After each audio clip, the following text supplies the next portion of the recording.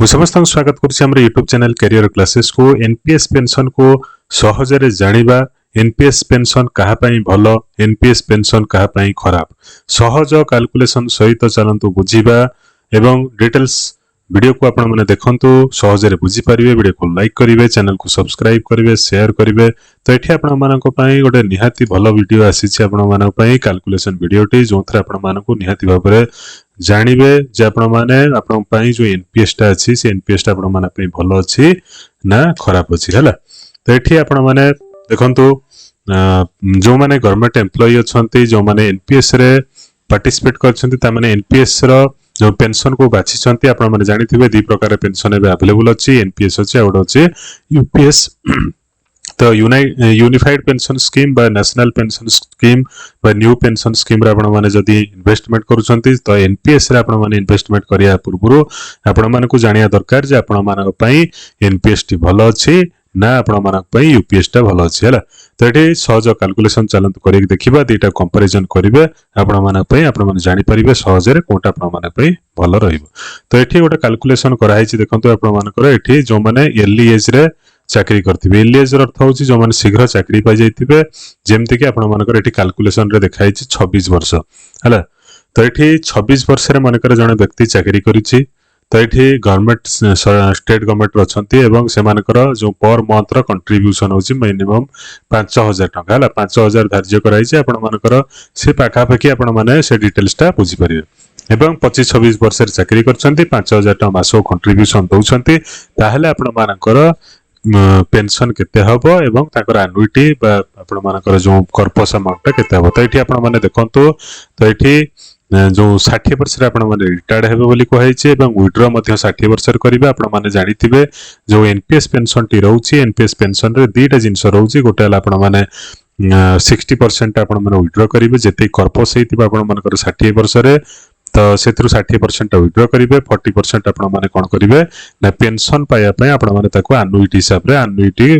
bond बा pension bond अनुसार आपण माने इन्वेस्टमेंट ताको करिवे हला तो ए जो 60% अमाउंट केते होची 40% पेंशन केते होची ताको हमें देखिबा तो एट देखंतु 60 इयर्स रे रिटायर्ड करिवे आपण माने तापरे एट देखंतु आपण मानकर रेट ऑफ इंटरेस्ट रहउची आपण मानकर 8.35 रखाई छि जेहेतु आपण मानकर जेहेतु म्यूचुअल फंड इत्यादि इत्यादि आपण मानकर मध्य रेट ऑफ इंटरेस्ट टिक अधिक रहउची एवं एनपीएस रे जो फंड टी लागुची आपण माने जानते प्रायतः एसबीआई रो भलो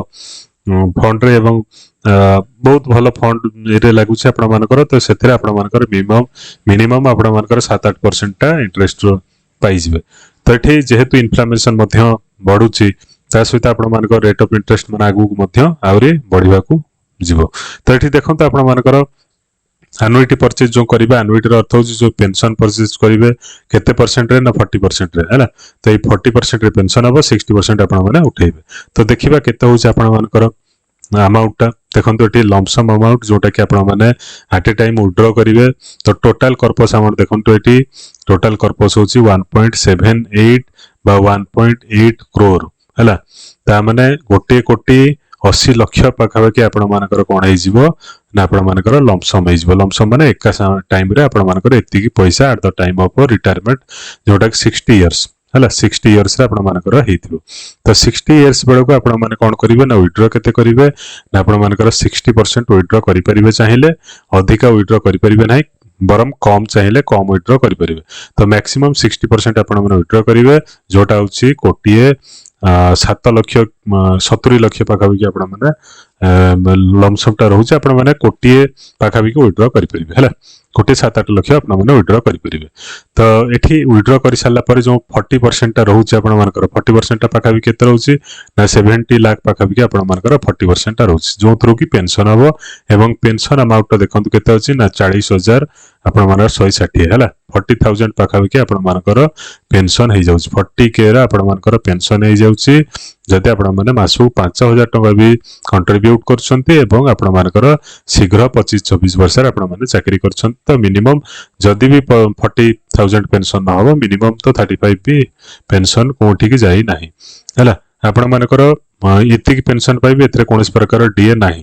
बुझ पाले नेक्स्ट होछ आपण मानकर ये गला इयरली एज रे जदि चाकरी करथिबे जदि लेट एज रे चाकरी करथिबे लेट एज रे अर्थ होछ आपण माने जदि माने कर टिके लेट रे चाकरी करछन्ते लेट रो अर्थ होछि 35-40 वर्ष रे आपण माने चाकरी करछन्ते एवं सेही सेम जिंस स्टेट गवर्नमेंट रे चाकरी करछन्ते एवं आपण मानकर आगुरे एनपीएस रे कोनस पैसा नाही जीरो अछि मासु को सेही 5000 टका आपण माने कंट्रीब्यूट करिवे एवं डेट ऑफ रिटायरमेंट सेही 60 वर्ष एवं आपण मानकर जो रिटायरमेंट रो जो केते उठेइबे आपण माने 60% उठेइबे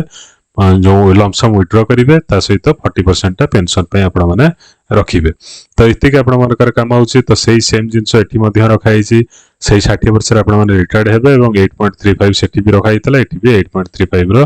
रेट ऑफ इन्वेस्टमेंट रखाई छि तो एठी देखंतु एठी आपण मानकर केते हिजबो याकु मध्य बुझिबा को हम चेष्टा करिबा देखंतु 40% एठी एनुइटी रेट देखंतु रखाई छि तो एठी आपण मानकर लमसम केते होछि देखंतु तो एठी लमसम आपण मानकर टोटल कॉर्पस माने एठी total lump sum at the time of retirement अर्थात आपण मानकर 60 वर्ष जेतेबे रिटायर्ड करछन्ते आपण मानकर टोटल कंट्रीब्यूशन अमाउंट होछि 40,85,000 हला 40 लाख पाखाबी आपण मानकर कोन होछि न जमा लमसम होछि हला तो लमसम जदि एतिक आपण मानकर होछि सेतर आपण मान कोन करियो 60% उठेई देबे